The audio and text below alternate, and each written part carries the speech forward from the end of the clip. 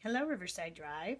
I'm Miss Myers in second grade, and today I'm going to be reading one of my favorite stories, Listen, Buddy, by Helen Lester. Buddy's father had a big, beautiful nose. He was a great sniffer. Buddy's mother had big, beautiful teeth. She was a great chomper. Buddy had big, beautiful ears. It didn't matter. When Buddy's parents sent him to the vegetable stand to get a basket of squash, he came home with a basket of wash. When they asked him to buy 15 tomatoes, he came home with 50 potatoes. Buddy's father said, "Listen, Buddy, will you please bring me a pen?" "Who?" asked Buddy. "You," said his father. "Will you please bring me a pen?" "A what?" asked Buddy. "A pen," said his father. "Will you please bring me a pen?" "Sure," said Buddy. Buddy's father said, "Listen, Buddy."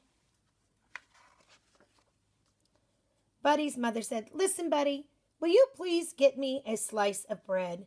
"Who?" asked Buddy. "You," said his mother. "Will you please get me a slice of bread?" "A slice of what?" asked Buddy. "A slice of bread," said his mother. "Will you please bring me a slice of bread?" "Sure," said Buddy. Look what he brought. Buddy's mother said, "Listen, Buddy." Somehow, Buddy's mind was always wandering too far away from those beautiful ears. His parents tried yelling, "Listen, Buddy!" They tried whispering, "Listen, Buddy." Nothing worked. One day, Buddy got permission to go for a long hop. He had never before been allowed to go beyond the vegetable stand. "Listen, Buddy," his parents warned him. "Just remember that at the end of the road there are two paths. The path to the left will lead you around the pond and back home. But the path to the right will lead you to the cave of the scruffy varmint. And that scruffy varmint has a nasty temper. So be sure to take the path to the left." "Right," asked Buddy. "Left," said his parents. "Right," said Buddy. And with a salute of his paw, he hopped away. Feeling very grown up, Buddy hopped along past the vegetable stand and onto the end of the road. "Now, let's see," he pondered. "Was I supposed to go left or right? Or right or left?" He thought as hard as he could. "The last thing I said was right, so that must be right." Right he went. 25 hops later, Buddy discovered that right was wrong.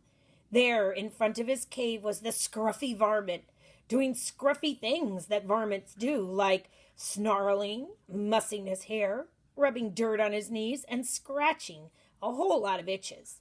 At his feet was a large soup pot. "What are you going to do with that soup pot?" asked Buddy. "What does one usually do with a soup pot?" "Bake pie," replied the scruffy varmint, not too kindly.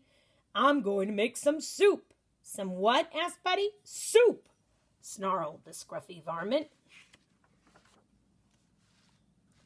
Buffy had forgotten his parents' warning about the scruffy varmint.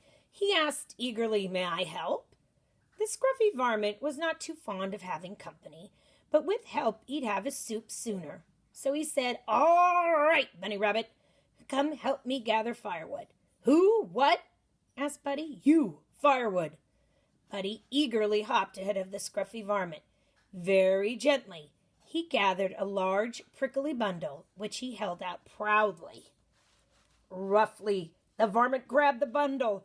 "I said firewood, not briarwood," he yelped, plucking the sharp thorns from his paws. Later, when the pot was filled with water, the scruffy varmint lay against a rock, licking his paws and barking orders. "Hustle, Bunny Rabbit, get the flour." "Yes, sir," said Buddy. 5 pinches of salt." "Yes, sir," said Buddy. 15 tomatoes." "Yes, sir," said Buddy. "And a big load of squash." "Yes, sir," said Buddy. The scruffy varmint rose and gave the soup a little stir. He took a taste. It tasted a little like Well, a little, maybe it needed some pepper. Bunny Rabbit, get the pepper from the left side of the kitchen sink, the varmint growled. Who get the what from the where side of the where what? Asked Buddy. The scruffy garment repeated, Who get the what from the where side of the where what?